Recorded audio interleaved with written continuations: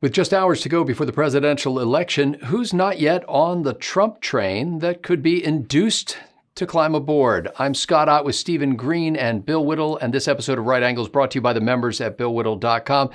Gentlemen, it occurs to me that they're still out there spending advertising money. They're still out there on the stump, both candidates, President Trump to large crowds, Joe Biden to appropriately socially distanced countless dozens of people, not even that many sometimes. They are still making the pitch. Are they doing it only to get the people who have already made a firm decision one way or the other to actually show up, or are they actually trying to win people over? Stephen Green, I'm thinking about some groups of people who might be yet persuadable, and just tell me what you think of these. And these were just off the top of my head. Evangelicals who bristle at President Trump's manner and morality, but love his court nominees. Perhaps Jews that bridle at his attacks on liberals and the media for that matter, but love his embrace of Israel. There are more groups that we could hit on, especially like Latinos, Latino women, and Black men. But Steve, is the president trying to make a pitch to these people that you can see, and is it worthwhile to do so? Yes and yes. Evangelicals, as far as I'm aware, were some of the first to jump on board the Trump train back in 2015. They'd spent 8 years under attack by Barack Obama. They had 8 years of mostly disappointment from George W. Bush. They were some of the first among them. In fact, it was evangelicals who were telling me, I'm not voting for a good person, I'm voting for president. Yeah, and somebody who will look let after, me qualify this somebody will look and after make my clear, interests. I'm not saying that in any of these groups that there aren't Trump supporters or that there aren't mostly Trump supporters. What I'm asking is, among the people who have not yet made up their minds, is there a pitch to these people? Like, are there any remaining efforts to reach out and bring people in who aren't already there?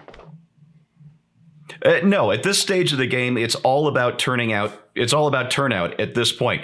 You make your sale during the primary to your own party. You make it to the wider American public during the summer and fall, particularly during the fall. But at this point, we're 1 week out. We're taping this on Tuesday afternoon, Tuesday, October 27th. The voting will be well underway 7 days from right now. So at this point, it's all about GOTV. It's about the ground game. It's about getting your people to the polls, get them to fill out their ballots, drop them in the ballot box, whatever it is you have to do. And that of course, varies state by state. That said, Donald Trump has made a broader base pitch than any Republican in my memory since Ronald Reagan, and he's had a lot more fun doing it than even Reagan had. Reagan always came out there with a smile on his face, and he'd tell a silly joke, and he'd get some laughs. And Reagan had a very special way of telling a joke. He was sort of prime the audience to laugh at a joke that might be only somewhat funny by sort of gradually building up the laughter that was sort of burbling up from within as he told it. It was such a gentle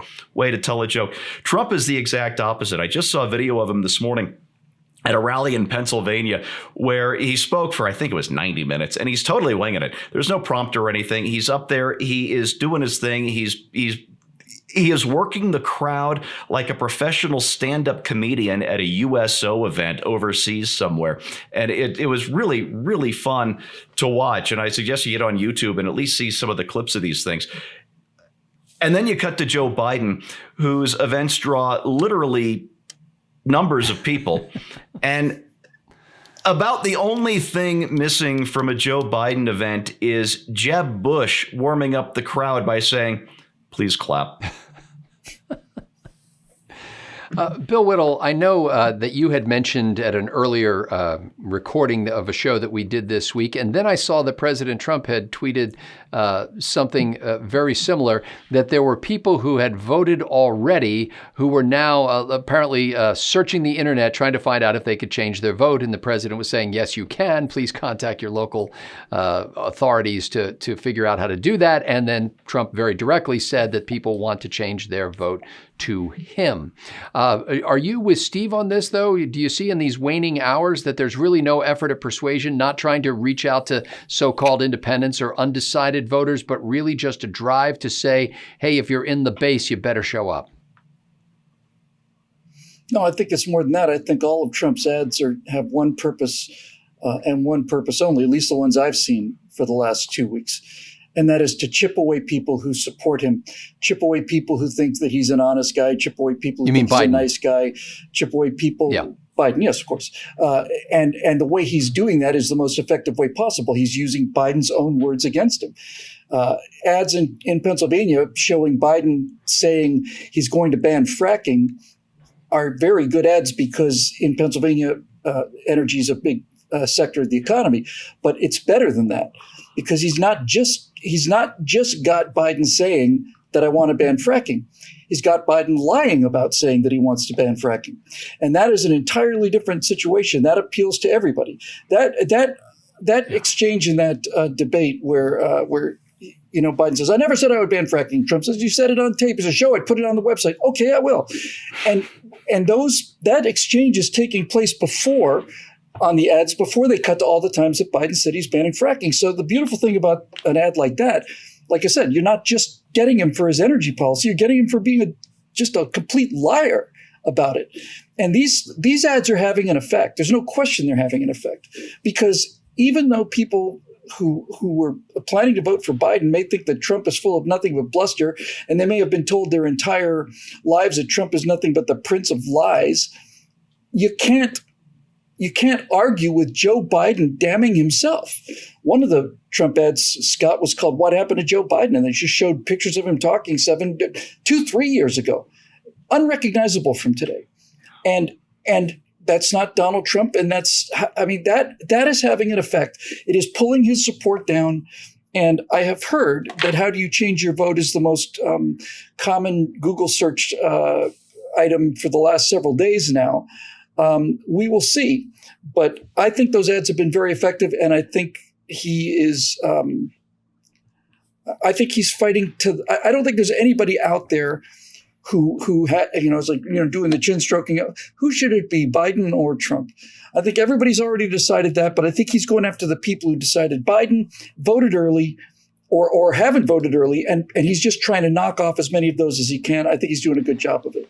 Hey, Scott, can I throw something in real quick?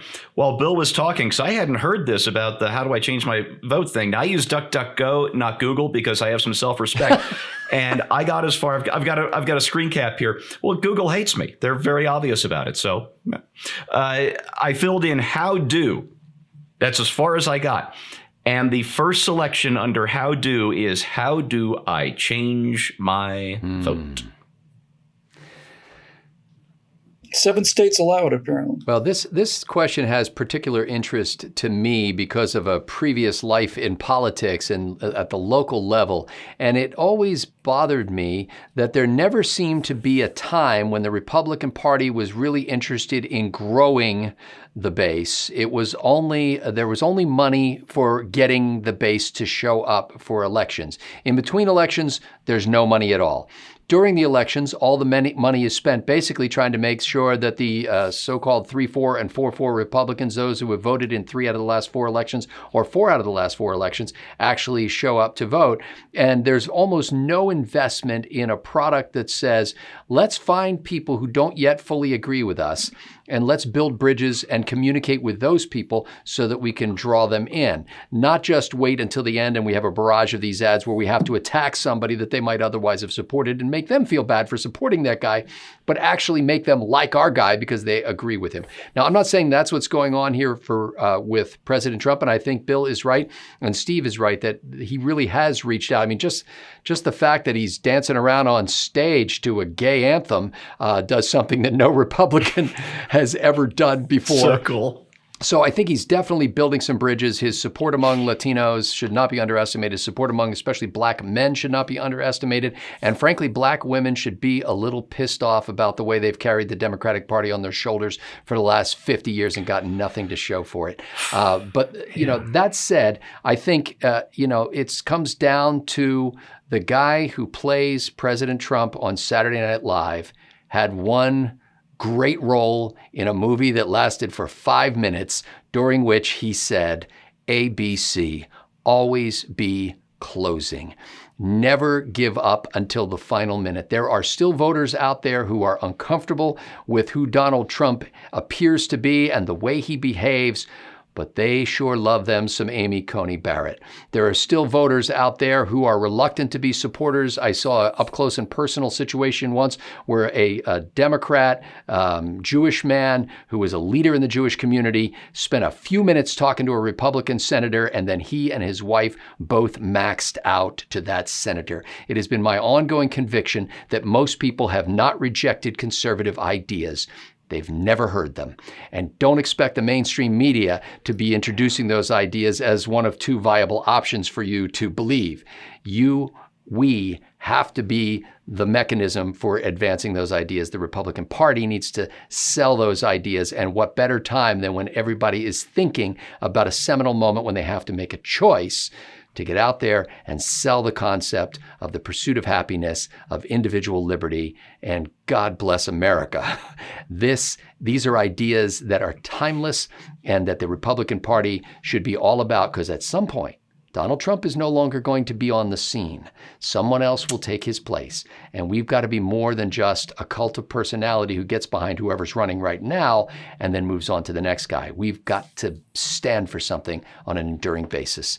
For Bill Whittle and Stephen Green, I'm Scott Ott. Thanks to the members at BillWhittle.com for making this possible.